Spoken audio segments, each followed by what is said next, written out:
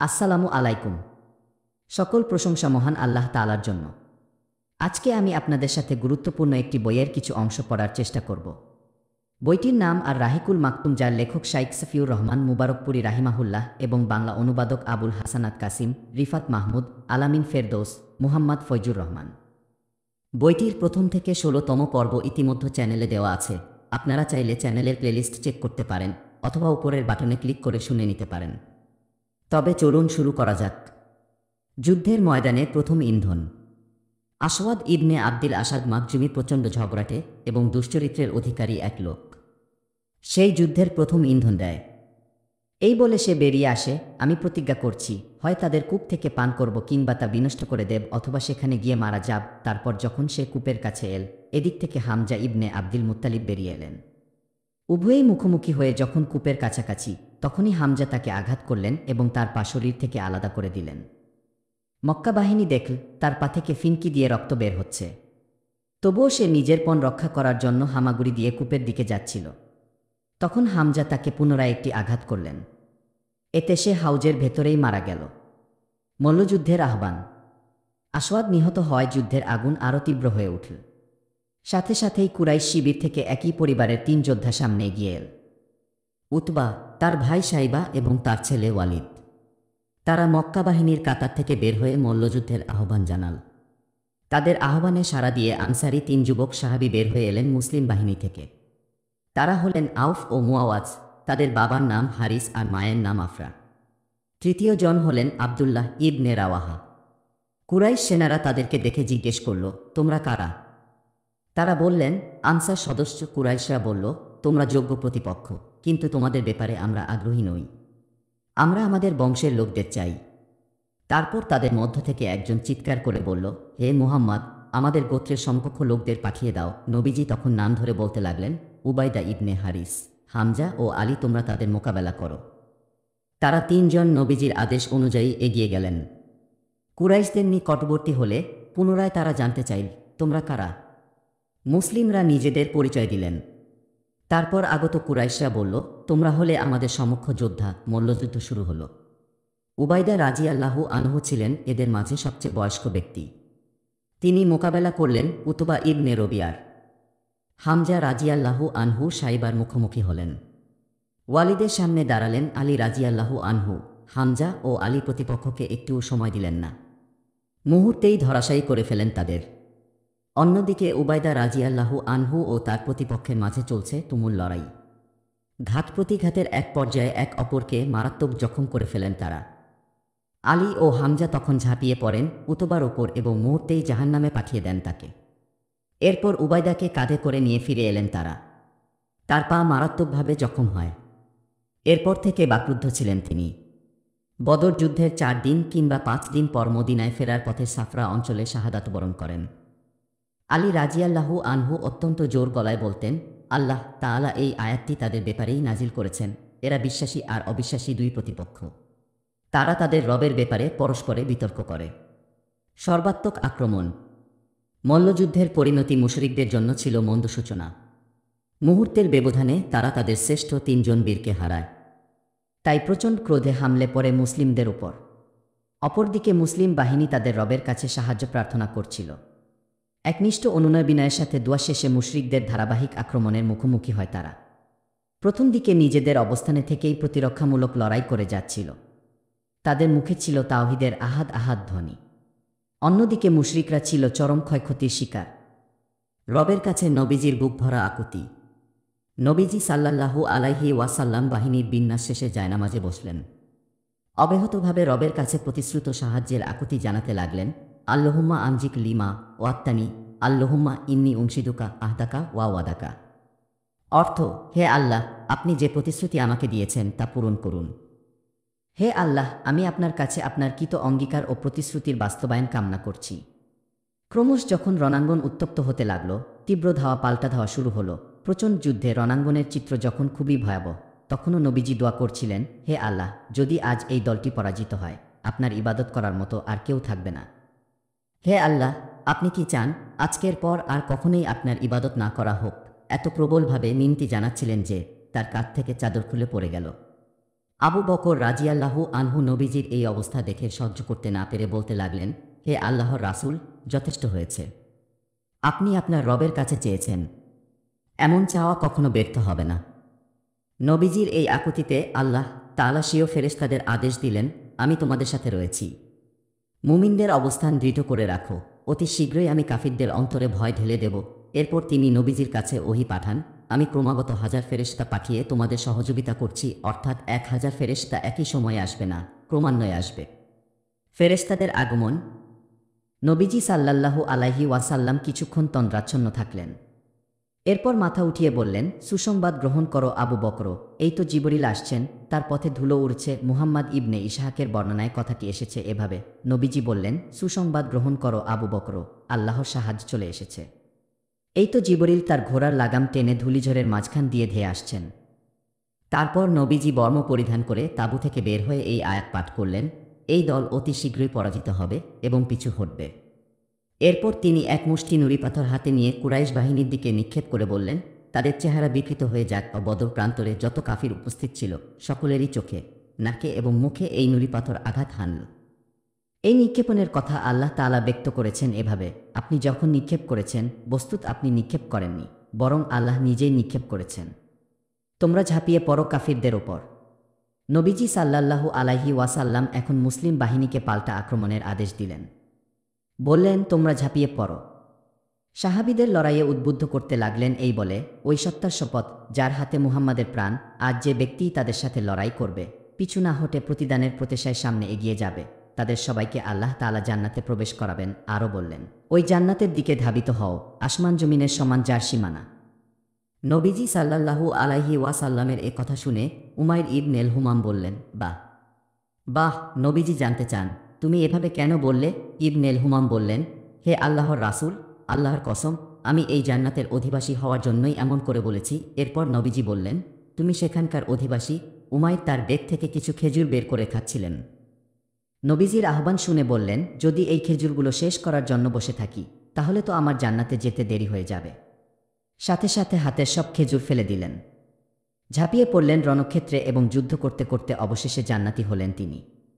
আউফ ইবনে হারিস নবীজির কাছে জিজ্ঞেস করলেন, হে আল্লাহর রাসূল, বান্দার কোনো কাজে আল্লাহ তাআলা বেশি খুশি হন? নবীজি বললেন, যখন বান্দা নগ্নবুকে শত্রুদের মাঝে ঢুকে যায়। আউফ রাদিয়াল্লাহু আনহু সাথে সাথে তার গায়ে থাকা বর্মটি খুলে ফেলেন, তরবারি হাতে ঢুকে গেলেন কাফিরদের অভ্যন্তরে। যুদ্ধ করতে করতে তিনিও শহীদ হয়ে গেলেন। নবীজির পাল্টা আক্রমণের আদেশ দেওয়ার আগেই শত্রুপক্ষের আক্রমণের তীব্রতা অনেকটা কমে গেছে, তাদের সাহসিকতায়ও ভাটা পড়েছে খানিকটা। এমন মুহূর্তে আক্রমণের আদেশ দেওয়াটা ছিল প্রজ্ঞাপূর্ণ। মুসলিম বাহিনীকে শক্তিশালীকরণে যা বিরাট এক ভূমিকা পালন করেছে। কেননা তাদের যখন আক্রমণের আদেশ দেওয়া হয়, তখন তাদের মধ্যে সামরিক উদ্যম কাজ করছিল। আদেশ পেয়ে তারা শক্তিশালী ও ভয়ঙ্কর এক আক্রমণ করলেন। শত্রুসারি ভেদ করে তাদের কচুকাটা করতে লাগলেন। উপরন্তু তারা যখন দেখলেন নবীজি বর্ম পরিধান করে সুউচ্চ কণ্ঠে ঘোষণা করেছেন, এই বাহিনী অতি শীঘ্রই পরাজিত হবে এবং পিছু হটবে, তখন তাদের উদ্যম ও তেজ যেন চূড়ান্তে পৌঁছে গেল। সাহাবীদের মাঝে সঞ্চারিত হল দ্বিগুণ উদ্দীপনা। ফলে তাদের আক্রমণ ছিল কঠিন তেজস্বী। এমন সময় ফেরেশতারাও তাদের সহযোগিতা করলেন।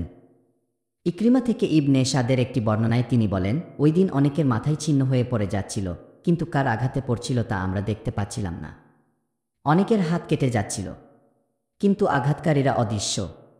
ইবনে আব্বাস বলেন, একজন মুসলিম সেনা তার সামনে থাকা এক কাফিরকে ধাওয়া করছিলেন। হঠাৎ তার মাথার ওপর চাবুকের আঘাত শুনতে পান। আরেকজন অশ্বারোহী বলছেন, হাইজুম, সামনে এগিয়ে যাও। তখন ওই সাহাবী সামনের দিকে তাকিয়ে দেখলেন মুশরিক চিত হয়ে পড়ে আছে। তিনি তা আল্লাহর রাসূলকে জানালে তিনি বললেন, তুমি ঠিকই বলেছ, এই ছিল তৃতীয় আসমানের ফেরেশতাদের কাজ। আবু দাউদ মাজিনি বলেন, আমি এক মুশরিককে আঘাত করার জন্য তরবারি চালাচ্ছিলাম, কিন্তু অবাক হয়ে লক্ষ্য করলাম আমার তরবারি তাকে স্পর্শ করার আগেই হঠাৎ তার মাথা দেহ থেকে বিচ্ছিন্ন হয়ে গেল। আমি বুঝতে পারলাম আমি তাকে হতে করিনি, অন্য কেউ করেছে। এক আনসারী সাহাবী আব্বাস ইবনে আব্দুল মুত্তালিবকে বন্দী করে নিয়ে এলেন। তখন আব্বাস বললেন, আল্লাহর কসম, এই লোক আমাকে বন্দী করেনি, বরং আমাকে বন্দী করেছে ডোরাকাটা ঘোড়ার উপর আরোহী কেশবিহীন সুদর্শন এক ব্যক্তি। তাকে এই লোকগুলোর মাঝে এখন দেখতে পাচ্ছি না। তখন আনসারী সাহাবী বললেন, হে আল্লাহর রাসূল, আমি তাকে বন্দী করেছি। নবীজি বললেন, থামো। আল্লাহ তাআলা তোমাকে একজন সম্মানিত ফেরেশতার মাধ্যমে সহায়তা করেছেন। রণক্ষেত্র থেকে শয়তান লেজ গুটিয়ে পালায়। পূর্বে আমরা উল্লেখ করেছি, ইবলিস মক্কা বাহিনীর সাথে এসেছিল সুরাকা ইবনে মালিক ইবনি জুসুমের বেশ ধরে। সে এতক্ষণ তাদের দলেই ছিল, কিন্তু যখন যুদ্ধের ময়দানে ফেরেশতাদের অংশগ্রহণ লক্ষ্য করল, তখন চোরের মতো পালিয়ে যেতে লাগল। হঠাৎ হারিস ইবনে হিশাম তার পথ রোধ করে দাঁড়ায়। সুরাকা ওরফে ইবলিস তার বুকে প্রচণ্ড এক ঘুষি দিয়ে তাকে মাটিতে ফেলে দেয়। এরপর আবার পালাতে শুরু করে সে। মুশরিকরা তাকে উদ্দেশ্য করে বলে, সুরাকা, তুমি কোথায় যাচ্ছ? তুমি তো বলেছিলে তুমি আমাদের বন্ধু, আমাদের একা ফেলে তুমি কখনো যাবে না। ইবলিস বলল, আমি যা দেখছি তোমরা তা দেখছ না। আমি আল্লাহকে ভয় করি, আল্লাহ কঠিন শাস্তিদাতা। এরপর সে পালিয়ে যায় এবং সমুদ্রে গিয়ে ঝাঁপ দেয় শোচনীয় পরাজয়। মুশরিকদের সারিতে বিশৃঙ্খলা ও হতাশা তীব্র আকার ধারণ করে। ফলে মুসলিম বাহিনীর তুমুল আক্রমণের মুখে তাদের অবস্থা ক্রমশ বিধ্বস্ত হতে থাকে। যুদ্ধ তখন চূড়ান্ত ফলাফলের দ্বারপ্রান্তে এসে দাঁড়িয়েছে। মুশরিকরা ছত্রভঙ্গ, দিকবিদিক ছুটে পালিয়ে যাচ্ছিল তারা। বিপরীতে মুসলিমরা তাদের ধাওয়া করছিল, কাউকে করছিল হতে তো কেউ হচ্ছিল তাদের হাতে বন্দী। এভাবেই মুসলিমরা বিজয়ী হয় আর মুশরিকদের ওপর নেমে আসে শোচনীয় এক পরাজয়। যুদ্ধের ময়দানে অসহায় আবু জাহল, পাপিষ্ঠ আবু জাহল যখন তার বাহিনীতে বিশৃঙ্খলা দেখতে পেল, তখন চেষ্টা করল এই উত্তাল ঢেউয়ের সামনে শক্ত দেওয়াল হয়ে দাঁড়াতে। সে তার সেনাদের উদ্বুদ্ধ করতে লাগল। অহমিকা ও রূঢ়তার সাথে বলতে লাগল, সুরাকার পশ্চাৎসরণ যেন তোমাদের পরাজিত না করে। সে নিশ্চয় মুসলিমদের সাথে আতাত করেছে। উতবা, সাইবা ও ওয়ালিদের মৃত্যু যেন তোমাদের মনোবল ভেঙে না দেয়। আসলে ওরা খুব তাড়াহুড়ো করেছিল। শুনে রেখো, লাত ও উজ্জার কসম, আমরা তাদের সবাইকে রশি দিয়ে বেঁধে ফেলার আগে ঘরে ফিরে যাব না। শোনো, তোমরা কেউ তাদেরকে হতে করবে না, বরং তাদের সবাইকে বন্দী করবে। তাদের কর্মকাণ্ডের প্রতিদান তাদেরকে পেতেই হবে। কিন্তু খুব অল্প সময়েই তার এই অহমিকা ভেঙে চুরমার হয়ে গেল। তার সামনে স্পষ্ট হয়ে এল প্রকৃত বাস্তবতা। মুহূর্তের মধ্যেই মুসলিম আক্রমণের স্রোতে তাদের সারিগুলো ছিন্নভিন্ন হয়ে ভেসে যেতে লাগল। অবশ্য তার সাথে কিছু মুশরিক তখনও অবশিষ্ট ছিল। তারা তাকে ঘিরে তরবারির একটি প্রাচীর ও বর্মের একটি দেওয়াল দাঁড় করে রেখেছিল। কিন্তু মুসলিম বাহিনীর শক্তিশালী ঘূর্ণিঝড় সেই প্রাচীর ও দেওয়ালকে চূর্ণবিচূর্ণ করে উৎপাটিত করে দিল। তখন এই দুরাত্মা আবু জাহল এল দৃষ্টিসীমার মধ্যে। মুসলিমরা দেখলেন সে ঘোড়া নিয়ে ছুটে বেড়াচ্ছে। এদিকে দুটি কিশোর তার জন্য অধীর অপেক্ষা করছিল। দুই কিশোরের হাতে আবু জাহলের মৃত্যু। আব্দুর রহমান ইবনে আউফ বলেন, আমি বদরের দিন কাতারনা হয়ে দাঁড়িয়েছিলাম। ডানে বামে তাকিয়ে দেখলাম দুজন কিশোর আমার পাশে। তাদের দেখে তো আমি অবাক। এমন সময় তাদেরই একজন অন্যজন থেকে লুকিয়ে আমাকে জিজ্ঞেস করল, চাচা, আবু জাহল লোকটাকে একটু দেখিয়ে দিন। আমি বললাম, ভাতিজা, ভাষাতে তোমার কিসের লেনদেন? সে বলল, শুনেছি সে আল্লাহর রাসূলকে গালমন্দ করে। ওই সত্তার শপথ, যার হাতে আমার প্রাণ, আমি তার থেকে পৃথক হব না যতক্ষণ না আমাদের মাঝে কেউ মৃত্যুবরণ করবে। আব্দুর রহমান বলেন, আমি তার কথা শুনে বিস্মিত হলাম বই কি। তখন অন্যজন আমাকে খোঁচা দিয়ে আগের জনের মতোই আবু জাহলের কথা জানতে চাইল এবং তার মতোই উত্তর দিল। কাকতালীয়ভাবে তখনই আমি আবু জাহলকে দেখি ময়দানে ঘোড়া নিয়ে দৌড়াচ্ছে। তাদের দেখিয়ে বললাম, ওই যে লোকটাকে দেখা যাচ্ছে সেই আবু জাহল। আব্দুর রহমান বলেন, এরপর তারা দুজন বাজপাখির মতো তরবারি হাতে তার দিকে ছুটে গেল এবং তার উপর আক্রমণ করে তাকে হতে করেই ছাড়ল। তারপর নবীজির কাছে উপস্থিত হলে তিনি তাদের জিজ্ঞেস করলেন, তোমাদের মধ্যে কে আবু জাহলকে হতে করেছ? দুজনেই বলল, আমি হতে করেছি। নবীজি সাল্লাল্লাহু আলাইহি ওয়াসাল্লাম বললেন, তোমরা কি তোমাদের তরবারি মুছে ফেলেছ? তারা বলল, না, এখনও মুছিনি। নবীজি সাল্লাল্লাহু আলাইহি ওয়াসাল্লাম তাদের তরবারি দেখে বললেন, হ্যাঁ, তোমরা দুজনে মিলেই তাকে হতে করেছ। নবীজি সাল্লাল্লাহু আলাইহি ওয়াসাল্লাম আবু জাহল থেকে প্রাপ্ত সম্পদ মুআজ ইবনে আমর ইবনি জামহকে দিয়ে দেন। ওই কিশোরদের নাম মুআজ ইবনে আমর ইবনি জামহ এবং মুআওয়াজ ইবনে আফরা। যুদ্ধ শেষে নবীজি বললেন, আবু জাহলের খোঁজ নাও। সবাই তার খোঁজে বেরিয়ে পড়ে। সবার আগে আব্দুল্লাহ ইবনে মাসুদ রাজিয়াল্লাহু আনহু তাকে দেখতে পান। তখন সে মৃত্যুর একেবারে দ্বারপ্রান্তে। ইবনে মাসুদ তার গর্দানে পা রেখে তার মস্তক বিচ্ছিন্ন করতে তার দাড়ি ধরে বললেন, হে আল্লাহর শত্রু, আল্লাহ কি তোকে লাঞ্ছিত করেননি? আবু জাহল বলল, কিভাবে আমাকে লাঞ্ছিত করল? তোমরা যাকে হতে করেছ তার সমক্ষ বা তার চেয়ে সম্ভ্রান্ত কেউ আছে? আবু জাহল আফসোস করে আরও বলতে লাগল, হায়, যদি কৃষক ছাড়া অন্য কেউ আমাকে হতে করত। ইবনে মাসুদের পা তখনও আবু জাহলের ঘাড়ে। আবু জাহল জানতে চাইল, আজকের বিজয়ী কারা? ইবনে মাসুদ বললেন, আল্লাহ ও তার রাসূল। আবু জাহল রেগে গিয়ে বলল, ওরে তুচ্ছ রাখাল, তুই অনেকবার বেড়েছিস। উল্লেখ্য যে ইবনে মাসুদ মক্কায় থাকাকালীন মেষ চড়াতেন। ইবনে মাসুদ রাজিয়াল্লাহু আনহু তার মস্তক শরীর থেকে ছিন্ন করে ফেলেন। তারপর তা নিয়ে নবীজির কাছে এসে বলেন, হে আল্লাহর রাসূল, আল্লাহর শত্রু আবু জাহলের মস্তক নিয়ে এসেছি। নবীজি সাল্লাল্লাহু আলাইহি ওয়াসাল্লাম উৎফুল্ল চিত্তে বলেন, আল্লাহ ছাড়া কোনো মাবুদ নেই। এ কথাটি তিনি 3 বার বলেন। তারপর বলেন, আল্লাহু আকবার, সমস্ত প্রশংসা ওই আল্লাহ তাআলার, যিনি তার প্রতিশ্রুতি রক্ষা করেছেন, তার বান্দাকে সাহায্য করেছেন এবং একাই পুরো দলকে পরাস্ত করেছেন। চলো আমরা আবু জাহলের লাশটা দেখে আসি। আমরা সবাই মিলে তার লাশের কাছে যাই। নবীজি তাকে দেখে বলেন, সে ছিল এই উম্মাতের ফিরাউন। বদর যুদ্ধে ঈমানের দীপ্তি। পূর্বে উমাইর ইবনে হাম্মাম এবং আউফ ইবনে হারিস রাজিয়াল্লাহু আনহুর 2টি ঈমানদীপ্ত ঘটনা আমরা উল্লেখ করেছি। এছাড়াও বদর যুদ্ধে আরও অনেক ঈমানদীপ্ত ঘটনা সংঘটিত হয়েছে। আকীদা বিশ্বাসের শক্তি এবং আদর্শের উপর নিখাত অবিচলতার এমন নজির মেলা ভার। এই যুদ্ধ ছিল পিতাপুত্রের মাঝে, ভাই ভাইয়ের মাঝে। লড়াই হয়েছিল কেবল আদর্শের ভিন্নতার কারণে। সেই ভিন্নতার নিষ্পত্তি হয়েছে তরবারির ভাষায়। নিপীড়ক জালিমদের মুখোমুখি হয়েছিল মুসলিমরা। তারপর প্রতিশোধ নিয়ে নিজেদের ক্রোধ শান্ত করেছে। এমনই কিছু ঘটনা নিচে তুলে ধরছি। একদিন নবীজি সাল্লাল্লাহু আলাইহি ওয়াসাল্লাম তার সাহাবীদের বললেন, আমি জানতে পেরেছি বনু হাশিম সহ কয়েকটি গোত্রের লোকেরা বাধ্য হয়ে এই যুদ্ধে অংশ নিয়েছে। আমাদের সাথে যুদ্ধ করার তাদের কোনো আগ্রহ নেই। তাই তোমরা বনু হাশিমের কারো মুখোমুখি হলে তাকে হতে করবে না। আবুল বাক্তারি ইবনে হিশামের মুখোমুখি হলে তাকে হতে করবে না। আব্বাস ইবনে আব্দুল মুত্তালিবের মুখোমুখি হলে তাকে হতে করবে না। এদেরকে জোরপূর্বক নিয়ে আসা হয়েছে। তখন আবু হুজাইফা ইবনে উতবা বললেন, তাহলে আমরা নিজেদের আত্মীয় স্বজনের সাথে যুদ্ধ করব আর আব্বাসকে ছেড়ে দেব। আল্লাহর কসম, যদি আব্বাসকে আমি পাই তাহলে তরবারি দিয়ে কচুকাটা করে ছাড়ব। তার এ কথা নবীজির কানে গিয়ে পৌঁছল। তিনি উমার ইবনেল খাত্তাবকে বললেন, হে আবু হাফসা, আল্লাহর রাসূলের চাচার চেহারায় কি তরবারি দিয়ে আঘাত করা হবে?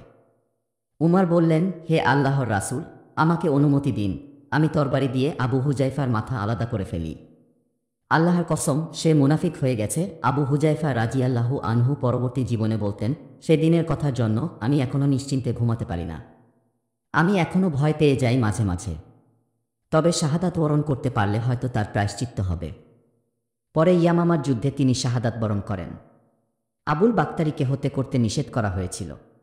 মক্কায় থাকাকালীন তিনি নবীজি সাল্লাল্লাহু আলাইহি ওয়াসাল্লামের প্রতি সবচেয়ে সহনশীল ছিলেন।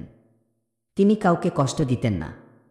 নবীজির জন্য কষ্টের কারণ হতে পারে এমন কাজও তিনি করেননি কোনোদিন। তাছাড়া বনু হাশিম ও বনুল মুত্তালিবের বয়কটের চুক্তিনামা ছিঁড়ে ফেলার পেছনে তারও হাত ছিল। কিন্তু আবুল বাক্তারি এ যুদ্ধে নিহত হন। এর পেছনে অবশ্য কারণ রয়েছে। সাহাবী মুজাজ্জার ইবনে জিয়াদ বালাবি রাজিয়াল্লাহু আনহু রণাঙ্গনে তার মুখোমুখি হন।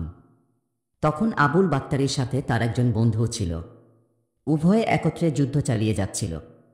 মুজাজ্জার রাজিয়াল্লাহু আনহু তাকে বললেন, আবুল বাক্তারি, আল্লাহর রাসূল আপনাকে হতে করতে নিষেধ করেছেন। আবুল বাক্তারি বললেন, আমার সাথে কেউ ছেড়ে দেবে? মুজাজ্জার বললেন, কখনো না, আমরা আপনার সঙ্গীকে ছাড়ব না। আবুল বাক্তারি বললেন, তাহলে তার সাথে আমিও মারা যাব। তখন মুজাজ্জার তাকে হতে করতে বাধ্য হন। ইসলাম পূর্ব যুগে সাহাবী আব্দুর রহমান ইবনে আউফ এবং কাফির সর্দার উমাইয়া ইবনে খালফের মাঝে গভীর বন্ধুত্ব ছিল। বদরের দিন আব্দুর রহমান শত্রুপক্ষ থেকে অর্জিত কিছু বর্ম নিয়ে হেঁটে যাচ্ছিলেন। এদিকে উমাইয়া তার ছেলে আলীর হাত ধরে পথেই দাঁড়িয়েছিল। সে আব্দুর রহমানকে দেখে বলল, আব্দুর রহমান, আমাকে কি তোমার প্রয়োজন আছে? তোমার হাতে থাকা বর্মগুলোর চেয়ে আমি বেশি মূল্যবান। আজকের মতো ভয়ানক দিন আমি এর আগে দেখিনি। তোমার কি দুধের প্রয়োজন আছে? অর্থাৎ যে আমাকে বন্দি করবে, আমি তাকে একটি দুধের উটুনি দেব। আব্দুর রহমান বর্মগুলো ফেলে দিয়ে বাব্বেটাকে ধরে নিয়ে যেতে লাগলেন। তিনি বলেন, আমি উমাইয়া ও তার ছেলের মাঝখানে ছিলাম। তখন উমাইয়া আমাকে জিজ্ঞেস করল, তোমাদের মাঝে উট পাখির পালক বুকে নিয়ে আগত ওই ব্যক্তিটাকে? আমি বললাম, হামজা ইবনে আব্দুল মুত্তালিব। সে বলল, এই লোকই আজ আমাদের সাথে এই তাণ্ডব ঘটিয়েছে। আব্দুর রহমান আরও বলেন, আমি তাদেরকে নিয়ে যাচ্ছিলাম। হঠাৎ বিলাল তাদেরকে আমার সাথে দেখে ফেল। উমাইয়া মক্কায় থাকাকালীন বিলালকে অনেক নিপীড়ন করেছিল। বিলাল বলল, কাফিরদের সর্দার উমাইয়া ইবনে খালফ, হয় সে বাঁচবে না হয় আমি বাঁচব। আমি বললাম, বিলাল, সে আমার বন্দী। বিলাল বলল, আজ আমাদের শেষ বোঝাপড়া হবেই হবে। আমি বললাম, এই হাবশির ছেলে, আমি কি বলেছি তুমি শুনতে পাওনি? বিলাল বলল, আজ হয় সে বাঁচবে না হয় আমি বাঁচব। তারপর চিৎকার দিয়ে বলল, হে আল্লাহর আনসারগণ, কাফিরদের সর্দার উমাইয়া ইবনে খালফ, আজ হয় সে বাঁচবে না হয় আমি। আব্দুর রহমান বলেন, সকলে আমাদের ঘিরে নীল এবং বলয়ের মতো বানিয়ে ফেল। আমি তার প্রতিরক্ষা করার চেষ্টা করছিলাম। তিনি বলেন, তখন এক লোক পেছন দিক থেকে তার ছেলেকে আঘাত করলে সে মাটিতে পড়ে যায়।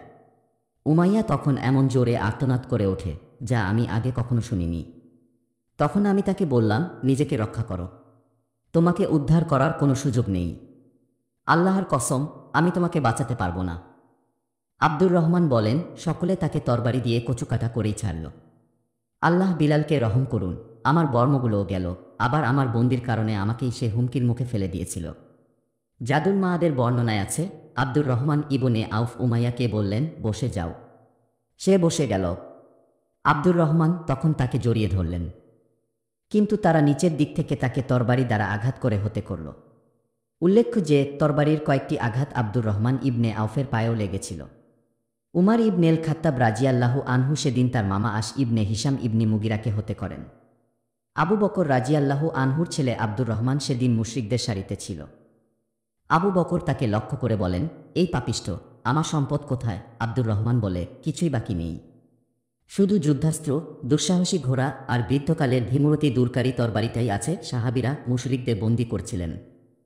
তখন নবীজি ছিলেন তার তাঁবুতে, যেই তাঁবু সাদ ইবনে মুয়াজের নেতৃত্বে একদল সশস্ত্র নিরাপত্তাকর্মী পাহারা দিচ্ছিলেন। তখনও নবীজি সাল্লাল্লাহু আলাইহি ওয়াসাল্লাম দেখলেন, সাহাবীদের কর্মকাণ্ডের কারণে সাদ ইবনে মুয়াজের চেহারায় বিরক্তির ছাপ ফুটে উঠেছে। নবীজি তাকে বললেন, সাদ, ওরা যা করছে তুমি মনে হয় তা অপছন্দ করছো। সাদ রাজিয়াল্লাহু আনহু বললেন, হে আল্লাহর রাসূল, মুশরিকদের সাথে আল্লাহ তাআলা প্রথম যুদ্ধ ঘটিয়েছেন। আমার কাছে মুশরিকদের বন্দী করে বাঁচিয়ে রাখার চেয়ে তাদের হতে করাই অধিক পছন্দনীয়। সেদিন যুদ্ধ চলাকালীন উক্কাশা ইবনে মুহসিন আসাদির তরবারি ভেঙে যায়। তিনি নবীজি সাল্লাল্লাহু আলাইহি ওয়াসাল্লামের কাছে এলে নবীজি তাকে কাঠের একটি লাকড়ি দিয়ে বলেন, উক্কাশা, এটি দিয়ে যুদ্ধ করো। উক্কাশা রাজিয়াল্লাহু আনহু নবীজির কাছ থেকে সেটি নিয়ে একটি ঝাঁকি দেন। সাথে সাথে সেটা দীর্ঘশক্ত তীক্ষ্ণ শুভ্র তরবারিতে রূপান্তরিত হয়। তিনি সঙ্গে সঙ্গে যুদ্ধে ঝাঁপিয়ে পড়েন। আল্লাহ তাআলা মুসলিমদের বিজয় দান করেন। এই তরবারির নাম আউন। যুদ্ধের পরে এটি তার কাছেই ছিল। তিনি সবসময় এটি দিয়ে যুদ্ধ করতেন। সর্বশেষ রিদ্দার যুদ্ধে তিনি যখন শহীদ হন তখনও আউন তার হাতেই ছিল। যুদ্ধ শেষ হওয়ার পর মুসাব ইবনে উমাইর আবদারি রাজিয়াল্লাহু আনহু তার ভাই আবু আজিজ ইবনে উমাইরের পাশ দিয়ে অতিক্রম করছিলেন। আবু আজিজ মুসলিমদের বিরুদ্ধে যুদ্ধ করতে এসেছিল। তখন একজন আনসারি সাহাবী তার হাত বাঁধছিলেন। মুসাব রাজিয়াল্লাহু আনহু আনসারি সাহাবীকে বললেন, তার হাত শক্ত করে বেঁধো, তার মা অনেক ধনী, তার মুক্তিপণ হিসেবে অনেক সম্পদ পাবে। আবু আজিজ আশ্চর্য হয়ে তার ভাই মুসাবকে বলল, ভাই হয়ে ভাইয়ের ব্যাপারে এমন কথা বলতে পারলি? মুসাব রাজিয়াল্লাহু আনহু বললেন, এই আনসারি সাহাবী আমার বন্ধু, তুমি নও। যুদ্ধ শেষে মুশরিকদের লাশগুলো একটি কূপে ফেলে দেওয়ার আদেশ দেওয়া হয়। উতবা ইবনে রবিয়ার মরদেহ কূপের দিকে টেনে আনা হচ্ছিল। তখন নবীজি সাল্লাল্লাহু আলাইহি ওয়াসাল্লাম তার ছেলে আবু হুজাইফা রাজিয়াল্লাহু আনহুর দিকে তাকালেন। তাকে বিষণ্ণ ও বিবর্ণ দেখাচ্ছে। নবীজি সাল্লাল্লাহু আলাইহি ওয়াসাল্লাম তাকে জিজ্ঞেস করলেন, আবু হুজাইফা, বাবার এমন পরিণতি দেখে তুমি কষ্ট পাচ্ছ? তিনি বললেন, আল্লাহর কসম, না হে আল্লাহর রাসূল, আমার বাবা এবং তার পরিণতি নিয়ে আমার কোনো কষ্ট নেই। কিন্তু আমি আমার বাবাকে মনে করতাম বিচক্ষণ, প্রজ্ঞাবান এবং চোখ ব্যক্তি। তাই আমি কামনা করতাম তিনি হয়তো ইসলামে দীক্ষিত হবেন। কিন্তু যখন তার পরিণতি দেখলাম এবং কুফরের উপর মৃত্যুবরণের ফলাফল আপনার মুখে শুনলাম, তখন আমি কিছুটা কষ্ট পেলাম। নবীজি সাল্লাল্লাহু আলাইহি ওয়াসাল্লাম আবু হুজাইফার জন্য কলেনের দোয়া করলেন এবং তাকে সান্ত্বনা দিলেন। মুসলিম ও কাফিরদের নিহতের সংখ্যা। বদর যুদ্ধে মুশরিকরা শোচনীয়ভাবে পরাজিত হয়েছে। মুসলিমরা অর্জন করেছে পরম এক বিজয়। মুসলিমদের মধ্য থেকে এই যুদ্ধে 14 জন শাহাদাত বরণ করেছেন। নিহতদের 6 জন মুহাজির সাহাবী আর আনসারি সাহাবী 8 জন। অন্যদিকে মুশরিকদের ক্ষয়ক্ষতি ছিল চরম পর্যায়ের। তাদের নিহতের সংখ্যা 77 জন। বন্দীও হয়েছিল 77 জন, এদের অধিকাংশই নেতৃস্থানীয় ও ক্ষমতাশালী। যুদ্ধ শেষে নবীজি সাল্লাল্লাহু আলাইহি ওয়াসাল্লাম মুশরিক নিহতদের সামনে দাঁড়িয়ে বলেন, তোমরা তোমাদের নবীর নিকৃষ্ট প্রতিবেশী। তোমরা আমাকে মিথ্যাত্বিপন্ন করেছ, অথচ অন্যরা আমাকে সত্যায়ন করেছে। তোমরা আমাকে লাঞ্ছিত করেছ, কিন্তু অন্যরা আমাকে সহায়তা করেছে। তোমরা আমাকে তাড়িয়ে দিয়েছ, অন্যরা আমাকে আশ্রয় দিয়েছে। এরপর নবীজি সাল্লাল্লাহু আলাইহি ওয়াসাল্লাম তাদেরকে কূপে ফেলে দেওয়ার আদেশ দেন। তার আদেশ অনুসারে তাদের লাশ কূপে নিক্ষেপ করা হয়। আবু তালহা রাজিয়াল্লাহু আনহু থেকে বর্ণিত, আল্লাহর রাসূল সাল্লাল্লাহু আলাইহি ওয়াসাল্লাম বদরের দিন ২৪ জন নেতৃস্থানীয় কুরাইশের মরদেহ বদরের একটি পরিত্যক্ত দুর্গন্ধযুক্ত কূপে নিক্ষেপ করার আদেশ দেন। তার আদেশ যথাযথভাবে পালিত হয়। তৎকালীন আরবদের নিয়ম ছিল, কেউ কোনো বিজয় অর্জন করলে রণাঙ্গনেই ৩ দিন অবস্থান করত। নবীজি সাল্লাল্লাহু আলাইহি ওয়াসাল্লামও সেখানে ৩ দিন অবস্থান করেন। তৃতীয় দিন তিনি যাত্রা করার আদেশ দেন। যাত্রার প্রস্তুতি নেওয়া হয়। তিনি পায়ে হেঁটে চলতে শুরু করেন। সাহাবীগণ তার পেছনে পেছনে চলতে থাকেন। নবীজি সাল্লাল্লাহু আলাইহি ওয়াসাল্লাম ওই কূপের পাড়ে দাঁড়িয়ে কুরাইশ নেতাদের বাপদাদার নাম ধরে ডেকে ডেকে বলেন, হে অমুকের ছেলে অমুক, হে তমুকের ছেলে তমুক, আল্লাহ ও তার রাসূলের অনুসরণ করাটাই কি তোমাদের জন্য কল্যাণকর ছিল না? আমাদের রব যে প্রতিশ্রুতি দিয়েছিলেন আমরা তা যথার্থরূপে পেয়েছি। তোমরা কি তোমাদের রবের প্রতিশ্রুতি ঠিকঠাক পেয়েছ? উমর রাজিয়াল্লাহু আনহু বলেন, হে আল্লাহর রাসূল, প্রাণহীন দেহের সাথে আপনি কি কথা বলছেন? নবীজি সাল্লাল্লাহু আলাইহি ওয়াসাল্লাম বলেন, ওই সত্তার শপথ যার হাতে মুহাম্মাদের প্রাণ, আমি যা বলছি তা তোমাদের চেয়ে তারাই ভালোভাবে শুনছে। অন্য বর্ণনায় আছে, নবীজি সাল্লাল্লাহু আলাইহি ওয়াসাল্লাম বলেছেন, তারা খুব ভালোভাবেই আমার কথা শুনতে পাচ্ছে, তবে তারা উত্তর দিতে পারছে না। মক্কায় পৌঁছে গেল পরাজয়ের দুঃসংবাদ। মুশরিকরা বদর প্রান্ত থেকে পালিয়ে গেছে বিশৃঙ্খলভাবে। বিভিন্ন উপত্যকা ও গিরিগুহায় বিক্ষিপ্তভাবে ছড়িয়ে ছিটিয়ে ছিল তারা। কেউ কেউ মক্কার দিকে ছুটেছে শঙ্কিত হয়ে। লজ্জা ও অপমান নিয়ে তারা কিভাবে প্রবেশ করবে মক্কায় তাদের জানা ছিল না তখন। কুরাইশের পরাজয়ের সংবাদ নিয়ে সর্বপ্রথম যে মক্কায় আসে সে হল হাইসামান ইবনে আবদুল্লাহ আল খুজাই। মক্কাবাসী জিজ্ঞেস করে, বাহিনীর কি খবর? সে জানায়, উতবা ইবনে রবিয়া, সাইবা ইবনে রবিয়া, আবুল হাকাম ইবনে হিসাম, উমাইয়া ইবনে খালফ প্রমুখ নেতৃস্থানীয় ব্যক্তি নিহত হয়েছে। যখন সে কুরাইশ নেতাদের নাম গণনা করা শুরু করে তখন সাফওয়ান ইবনে উমাইয়া একটি পাথরের উপর বসেছিল। অবিশ্বাস এমন বকবক শুনে সে বলে, দেখো তো ওর মাথা ঠিক আছে কিনা, তাকে আমার ব্যাপারে জিজ্ঞেস করো। লোকেরা তাকে জিজ্ঞেস করে, সাফওয়ান ইবনে উমাইয়া কি করছে? সে বলে, ওই যে সে পাথরের উপর বসে আছে। আল্লাহর কসম, আমি তার বাবা ও ভাইকে নিহত হতে দেখেছি। নবীজি সাল্লাল্লাহু আলাইহি ওয়াসাল্লামের আজাদকৃত গোলাম আবু রাফি রাজিয়াল্লাহু আনহু বলেন, আমি আব্বাসের গোলাম ছিলাম। ইসলাম আমাদের পরিবারে প্রবেশ করেছিল। আব্বাস ইসলাম গ্রহণ করেছিলেন, উম্মুল ফজল ইসলাম গ্রহণ করেছিলেন এবং আমিও মুসলিম হয়েছিলাম। কিন্তু আব্বাস তার ইসলাম গ্রহণের কথা গোপন রেখেছিলেন। এদিকে আবু লাহাব বদর যুদ্ধে অংশগ্রহণ করেনি বিধায় মক্কায় রয়ে গিয়েছিল। যখন পরাজয়ের সংবাদ এলো আল্লাহ তাকে লাঞ্ছিত ও অপদস্থ করলেন। আমরা অন্তরে শক্তি ও সম্মান অনুভব করলাম। আমি ছিলাম একজন রোগাশোকা মানুষ। জমজম কূপের ঘরে বসে তীর বানাতাম। আল্লাহর কসম, আমি তখন সেখানে বসে আমার কাজ করছিলাম। আমার পাশে উম্মুল ফজলও ছিলেন। পরাজয়ের সংবাদে আমরা মনে মনে ভীষণ আনন্দিত। ঠিক তখনই আবু লাহাব হন্তদন্ত হয়ে আমাদের দিকে এল। এরপর সে জমজমের কামরার পাশে গিয়ে বসল। একবারে আমার পিঠাপিঠি। আবু লাহাব বসে আছে এমন সময় লোকেরা বলাবলি করতে লাগল, ওই তো আবু সুফিয়ান ইবনে হারিস ইবনি আব্দুল মুত্তালিব এসেছে যুদ্ধের ময়দান থেকে। আবু লাহাব তাকে বলল, আমার কাছে আসো, তুমিই জানো আসল ঘটনা। আবু রাফি রাজিয়াল্লাহু আনহু বলেন, সে আবু লাহাবের কাছে এসে বসল। লোকেরা সকলেই তার দিকে তাকিয়ে আছে। আবু লাহাব বলল, ভাতিজা, কি ঘটনা ঘটল আমাদের একটু শোনাও তো। সে বলল, আমরা এমন এক দলের মুখোমুখি হয়েছিলাম যাদের সামনে আমরা নিজেদের গর্দান পেতে দিয়েছি। তারা যেভাবে ইচ্ছা আমাদের হতে করেছে, যাকে ইচ্ছা বন্দী করেছে। আল্লাহর কসম, সেজন্য আমরা আমাদের সেনাদের তিরস্কার করব না। কেননা আমরা তো এমন কিছু লোকের নাগালে পড়ে গিয়েছিলাম যারা ছিল শুভ্র সুদর্শন, ডোরাকাটা ঘোড়ার উপর আরোহী, আসমান ও জমিনের মতো বিশাল। আল্লাহর কসম, তারা কোনো কিছুই ছাড়ছিল না, আবার কেউ তাদের মোকাবেলাও করতে পারছিল না। আবু রাফি বলেন, আমি কামরার পর্দা সরিয়ে বললাম, তারা অবশ্যই ফেরেশতা।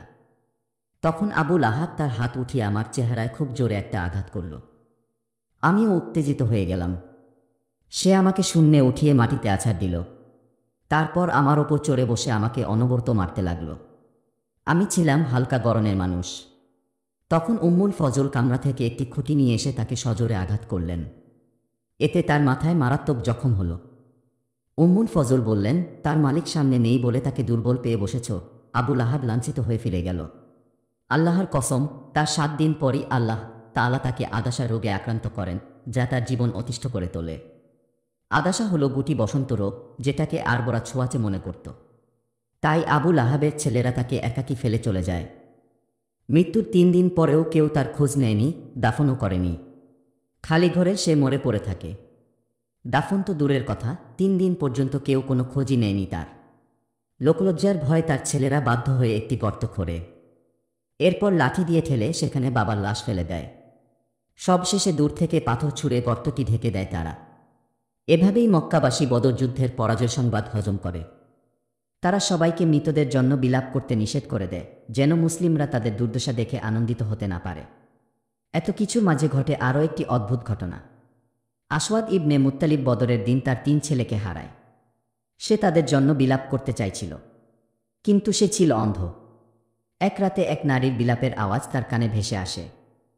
সাথে সাথে সে তার গোলামকে পাঠিয়ে দিয়ে বলে, দেখো বিলাপের অনুমতি দেওয়া হলো কিনা। কুরাইশ কি তাদের নিহতদের জন্য বিলাপ করছে? আমি আমার সন্তান আবু হাকিমার জন্য বিলাপ করতে চাই। আমার ভেতরটা জ্বলে পুড়ে ছারখার হয়ে যাচ্ছে। গোলাম ফিরে এসে জানায়, এক নারী তার হারিয়ে যাওয়া উটের জন্য কান্না করছে। আসওয়াদ তখন আর নিজেকে নিয়ন্ত্রণ করতে পারে না। সে বলতে থাকে, তার এ হাহতাশ কি উট হারানোর জন্য? উটের জন্যই হারাম হয়েছে তার নিদ। উটের জন্য নয়, তাকে দাও বদরের বীরদের জন্য কান্নার তাগিদ। হুসাইন, মাকজুম আর আবু ওয়ালিদের গোত্র যেখানে হারিয়েছে, মক্কার বীরদের আকিলের জন্য, হারিসের জন্য কাঁদো। এই শক্ত প্রাপ্ত আসলে তাদের বীরদের জন্য কাঁদো। নিও না সকলের নাম আবু হাকিমার মতো কেউ নেই শক্তিমান। আজকে যেসব নগণ্য বেশ ধরেছে নেতা, সেই নেতারা থাকলে বেঁচে এরা কি পেত স্থান? মদিনার রাজপথে বিজয়ের সংবাদ। মুসলিমদের বিজয় সম্পন্ন হওয়ার পর নবীজি সাল্লাল্লাহু আলাইহি ওয়াসাল্লাম মদিনাবাসীর নিকট দুজনকে সুসংবাদ দিয়ে পাঠান, যেন তারা দ্রুত সংবাদ জানতে পারে। আবদুল্লাহ ইবনে রাওহাকে পাঠান মদিনার উচ্চভূমির লোকদের কাছে, নিম্নভূমির লোকদের কাছে পাঠান যায়েদ ইবনেল হারিসাকে। এদিকে ইহুদি ও মুনাফিকেরা মিলে মদিনায় বিভিন্ন মিথ্যা খবর প্রচার করছিল। এমনকি তারা নবীজির নিহত হওয়ার গুজবও রটিয়ে দিয়েছিল। এখন এক মুনাফিক যখন দেখল যায়েদ ইবনেল হারিসা নবীজির উটুনি কাসওয়ায় আরোহণ করে আসছে, অমনি সে চিৎকার করে উঠল, মুহাম্মদ নিহত হয়েছে। এই যে তার উটুনি, আমরা এটাকে খুব ভালো করেই চিনি। আতঙ্কগ্রস্ত যায়েদ আর কি বলবে? সে তো কিছুই জানে না। সে নিজেই হয়তো পালিয়ে এসেছে। দ্রুতদয় এলে মুসলিমরা তাদের ঘিরে ধরেন, যুদ্ধের প্রকৃত অবস্থা জানতে চান। বিজয়ের বিষয়টি নিশ্চিত হলে আনন্দের বন্যা বয়ে যায় তাদের মধ্যে। সারাদিন মদিনা জুড়ে তাদের তাকবীর ও লা ইলাহা ইল্লাল্লাহর ধ্বনি গুঞ্জরিত হতে থাকে। মদিনাস্থ মুসলিমদের নেতৃস্থানীয় লোকজন বদরের দিকে রওনা হয়ে যান এই নিরঙ্কুশ বিজয়ের জন্য নবীজিকে অভিনন্দন জানাতে। উসামা ইবনে যায়েদ বলেন, উসমানের স্ত্রী নবীজির কন্যা রুকাইয়ার দাফন কাজ শেষ করার সময় আমাদের কাছে বিজয়ের সংবাদ পৌঁছে। নবীজি উসমানের সাথে আমাকেও তার দায়িত্বে রেখে গিয়েছিলেন। সুপ্রিয় শ্রোতা মণ্ডলী, 17তম পর্বের ভিডিও আজকের মতো এখানেই শেষ করছি। 18তম পর্বটি শুনতে আমাদের চ্যানেল ভিজিট করুন। ধন্যবাদ আমাদের পাশে থাকার জন্য।